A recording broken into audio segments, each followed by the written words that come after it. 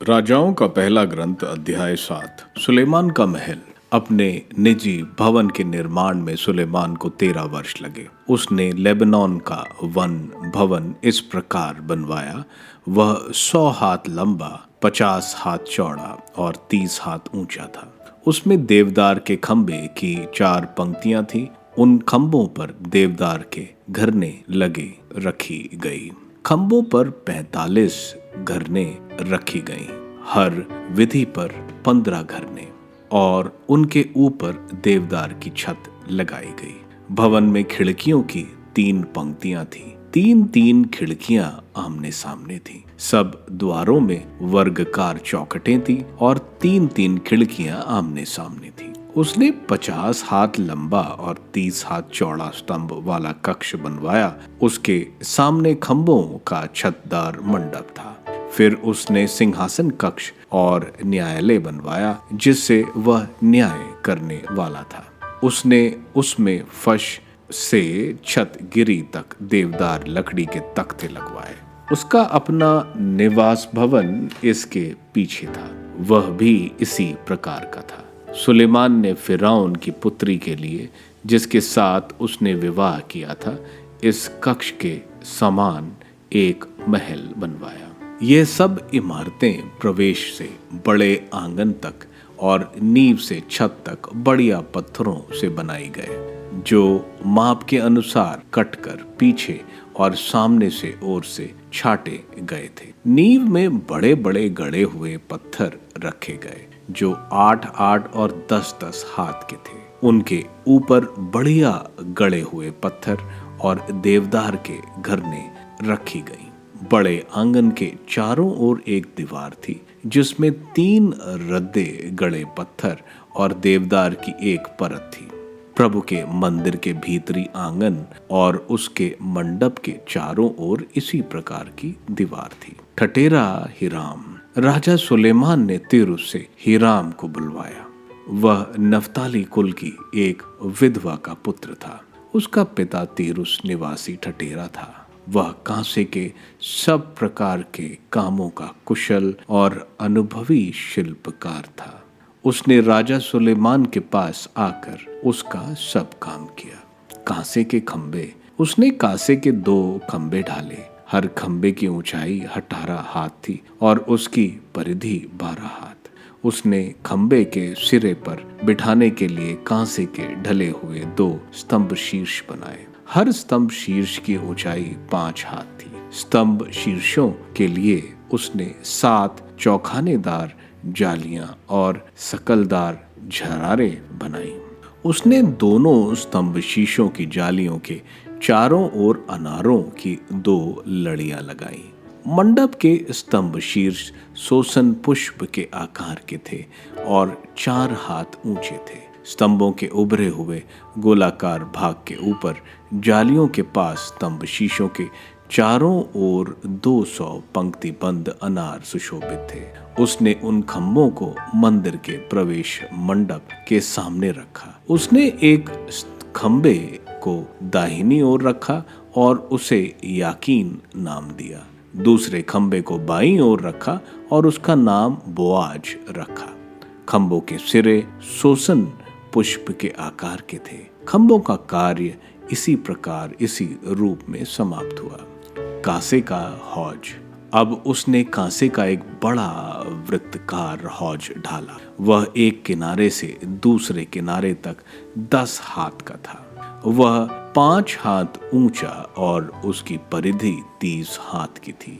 उसके किनारों के बीच हौज के चारों तरफ बौड़ियां बनी थी। 1 हाथ की लंबाई में 10 बौड़ियां। बौड़ियां 2 पंक्तियों में थी और हौज के साथ ढाली गई थी। हौज 12 बैलों पर अवधारित था। बैलों में 3 के मुंह उत्तर की ओर थे, 3 के पश्चिम की ओर, 3 के दक्षिण की ओर और 3 के पूर्व की ओर। उनके पिछले भाग भीतर की ओर थे। हौज के धातु की मोटाई 4 अंगुल थी। उसका किनारा प्याले के किनारे के समान सोसन पुष्प के आकार का था। इसमें करीब 90,000 लीटर समाता था। कांसे की चिलमचियां। उसने कांसे के 10 ढेले बनाए। हर एक ढेला 4 हाथ लंबा था, 4 हाथ चौड़ा और 3 हाथ ऊंचा। उनका निर्माण इस प्रकार हुआ था। उनके दोनों ओर के पटरे चौखटों में लगाए जाते थे। चौखटों पर और चौखटों में लगे पटरों पर सिंह, बछड़े और केरूब चित्रित थे। सिंहों और बछड़ों के ऊपर और उनके नीचे झलारे बनी थी। प्रत्येक ढेले में कांसे के 4 पहिए थे और कांसे की धुरियां और चिलमची रखने के लिए चारों कोनों से लगे आधार थे जो ढाल कर बनाए गए थे और उनके पार्श्व में झालरें बनी थी। प्रत्येक ढेले में एक चिलमची थी जो 1 हाथ बाहर निकली थी। वह गोलाकार और 1.5 हाथ गहरी थी। उस पर फूलों की खुदाई थी। ढेले के पटरे गोल नहीं बल्कि चौकोर थे। इन पटरों के नीचे 4 पहिए थे। पहियों की धुरियां ढेलों से जुड़ी थी। प्रत्येक पहिया 1.5 हाथ ऊंचा था। वे रथ के पहिए के समान थे। उनकी धुरियां नेमियों, आरे और नभियों सब ढली हुई थी। प्रत्येक ढेले के चारों कोने पर 4-4 हलते थे जो ढेले से निकलते हुए थे। ढेले के सिरे पर चारों ओर आधे हाथ की गोलाई थी। उसकी ऊपरी भाग में हलते थे और उनके नीचे पटरे। हलतों और पटरों पर जहां जहां जगह थी वहां वहां उसने केरीबों, सिंहों और खजीरों की आकृतियां और झालरें बनाई। इस प्रकार उसने 10 ढेले बनाए। वे सब एक प्रकार, एक ही नाप और एक ही आकार में ढाले गए थे। फिर उसने कांसे की 10 चिलमचियां बनवाई। उनमें 1860 लीटर समाता था। प्रत्येक चिलमची 4 हाथ की थी और 10 ढेलों के लिए एक एक चिलमची थी। उसने मंदिर के दक्षिण की ओर 5 ढेले रखे और मंदिर के उत्तर की ओर 5 ढेले, और उसने हौज को मंदिर के दक्षिण पूर्व कोने में रखा। विभिन्न वस्तुओं का निर्माण। अंत में हिराम ने पात्र, फावड़ियां और कटोरे बनाए। इस प्रकार हिराम ने वह सब कार्य पूरे किया जिनकी आज्ञा राजा सुलेमान ने प्रभु के मंदिर के लिए उसे दी थी। 2 खंबे, खंभों के ऊपर 2 गोलाकार स्तंभ शीर्ष और खंभों के सिरों पर के दोनों गोलाकार स्तंभ को शीशों को सजाने के लिए 2 जालियां।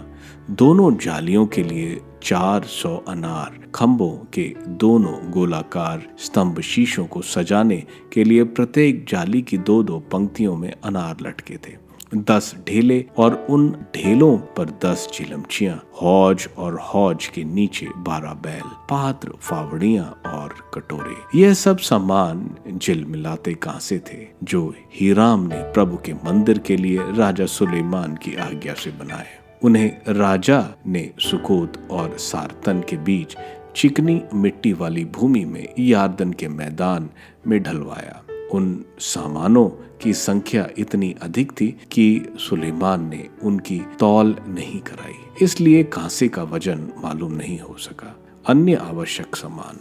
सुलेमान ने प्रभु के भवन के लिए निम्नलिखित सब सामान बनवाए। सोने की वदी, सोने की मेज जिस पर भेंट की रोटियां रखी जाती थी, शुद्ध सोने की दीपाधार, परम पवित्र स्थान के सामने दाहिनी ओर के लिए 5 और बाईं ओर के लिए 5, सोने की बौडियां, दीपक और चिमटे, शुद्ध सोने के पात्र, कैंचियां, बर्तन, कलछियां और लोबान के पात्र। मंदिर के भीतरी भाग अर्थात भीतरी परम पवित्र स्थान के और मंदिर के मध्य भाग के द्वारों को सोने के चूल्हे। जब सब काम जिसे राजा सुलेमान ने प्रभु के मंदिर के लिए करवाया पूरा हो गया, तब सुलेमान ने अपने पिता दाऊद द्वारा समर्पित समस्त सामग्री अर्थात चांदी, सोना और अन्य सामान लाकर प्रभु के मंदिर के भंडारों में रखवा दिया।